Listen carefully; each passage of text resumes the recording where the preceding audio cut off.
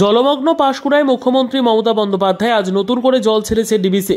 দ্রুত এলাকা খালি করার নির্দেশ দিয়েছে জেলা শাসককে। মুখ্যমন্ত্রী যাদের ফসল নষ্ট হয়েছে তাদের শস্য বীমার টাকা দেওয়া হবে। মমতা বন্দ্যোপাধ্যায় পরিকল্পিত বন্যার জন্য দায়ী ডিবিসি। ঝাড়খণ্ডকে বাঁচাতে পরিকল্পিতভাবে বাংলাকে ডোবাচ্ছে বলেন মুখ্যমন্ত্রী। দুর্গতদের ত্রাণের কোনো অভাব যেন না হয়, যাদের বাড়ি ভেঙেছে সেই তালিকা তৈরির নির্দেশ মুখ্যমন্ত্রীর। পরিকল্পিত বন্যা পরিস্থিতি নিয়ে কেন্দ্রকে তোপ গণ আন্দোলনের ডাক মুখ্যমন্ত্রীর।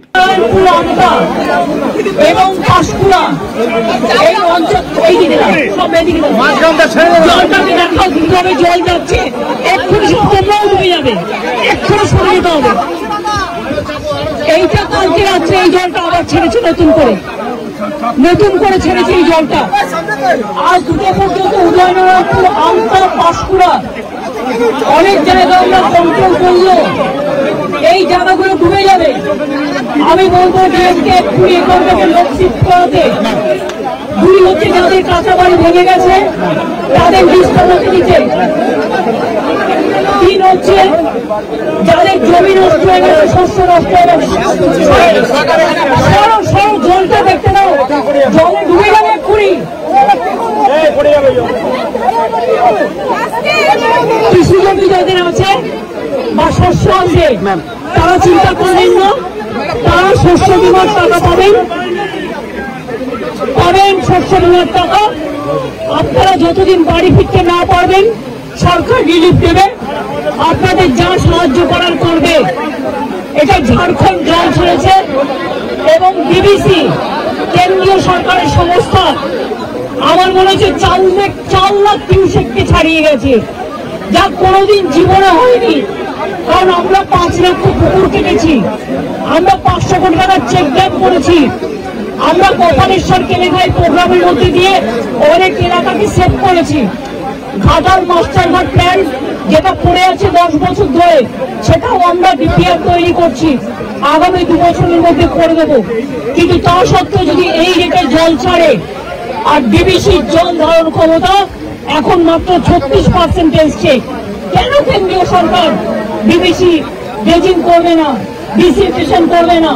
ডিবিসির জলে কেন বাংলা ডুববে আমি জানতে চাই, আমরা কৈফিয়ত চাই। ফরাক্কায় ড্রেজিং করে না, বাংলা ডোবে, বিহার ডোবে। আর ডিবিসি ড্রেজিং করে না, বাংলা ডোবে। বাংলায় জল ছেড়ে দিয়ে ঝাড়খণ্ডকে সেফ রাখে, এটা তো ঠিক নয়।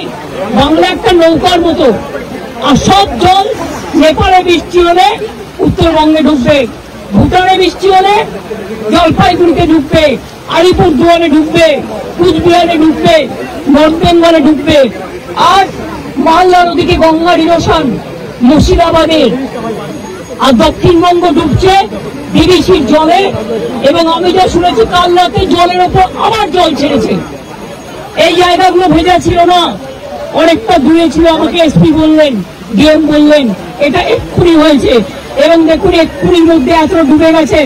আমি সবাইকে বলবো জলে ঝুঁকি নেবেন না, জল আর আগুনে ঝুঁকি নেবেন না। অন্তত 2 দিন একটু সেফ প্লেসে থাকুন, তারপরে জলটা বেরিয়ে গেলে তারপরে আপনারা আস্তে আস্তে বাড়ি যাওয়ার মতো পরিস্থিতি থাকলে তখন বাড়িতে যান। আর আমি অ্যাডমিনিস্ট্রেশনকে বলবো যা যা রিলিফ দেওয়ার, কোনো যেন রিলিফের অভাব না হয়। প্রত্যেকটা পরিবারকে দেখে নেবেন, আপনাদের কাছে সবকিছু দেওয়া আছে, কেউ যেন অসুবিধায় না পড়ে। আমি মিদনাপুর পশ্চিম, হুগলি, হাওড়া এবং হাওড়া যাবো আমি এবার, মেদিনীপুর ঘুরে যা দেখলাম তাতে আমি সত্যি শঙ্কিত। ডিবিসির সাথে আমরা ফার্দার কোনো সম্পর্ক রাখবো কিনা আমাদের সন্দেহ আছে। আমি সব সম্পর্ক কাট আপ করে দেবো যদি মানুষকে এইভাবে ডোবায়।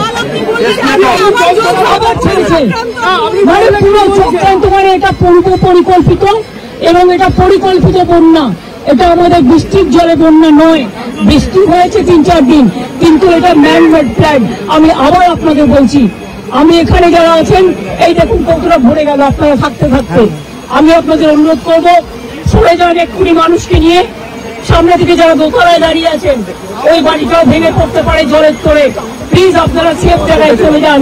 জল কিন্তু 8 ঘন্টার মধ্যে ডুবিয়ে দেয় সব, আগুন যেমন হুড় করে ডুবিয়ে দেয়। আমরা পাঁশকুড়া থেকে, আমি দেবরাতেও জানি হয়েছে, দেবরা আমি দেখতে এলাম, ডেবরা আমি ডিএম কে বলবো, পশ্চিম মেদিনীপুরের ডিএম কে বলতে ডেবরার রিলিফগুলো পাঠাতে, এমএলএ কেও একটু কনফিডেন্স নেবে জেলা পরিষদকে, এবং কেশপুরটাও দেখে নিতে। ডেবরাতেও 10টা গ্রাম ডুবেছে এবং খড়গপুর রুরালও ডুবেছে, একটা ট্রাইবেল গ্রাম, সেটাও দেখে নিতে, এবং পাঁশকুড়া যেটা ডুবেছে সেটাও দেখে নিতে। কোন রকম জাতের লোকে না বলতে পারে যে আমি রিলিফ পাইনি। আমি কিন্তু ডাইরেক্ট ডিএম কে দায়িত্ব দেব এবং এসপিকে এটা দেখার জন্য। খরচা করুন, মানুষকে দিন, তাতে যা লাগবে কোনো অসুবিধা হবে না। আমি এখন যাচ্ছি উদয়নারায়ণপুর আমটাকে অ্যালার্ট করতে, কারণ ওখানকার অবস্থা খুব খারাপ। আপনারা দেখতে পাই একদম গাইড জন্য করছে না। আমি তো 10 বছর ধরে ফাইট করছি, আজকে আমি 13 বছর ধরে দেখছি, কিন্তু আগে ছাড়তো 75,000 1 লাখ কিউসেক, এবার ছেড়েছে, ওরা ছেড়েছে 4 লাখ, তেলুঘাট পঞ্চায়েত ছেড়েছে আরো 1.5 লাখ, 5.5 লক্ষ। This is very unfortunate.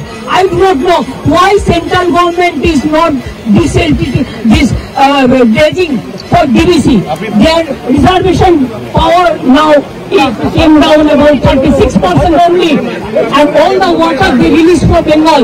Why Bengal will be man-made flooded because of central government irresponsible activities? I am sorry, this is not Bengal water. This is the Jharkhand water from Tenughat Panchayat, and this is the water coming from central government organization, the DVC.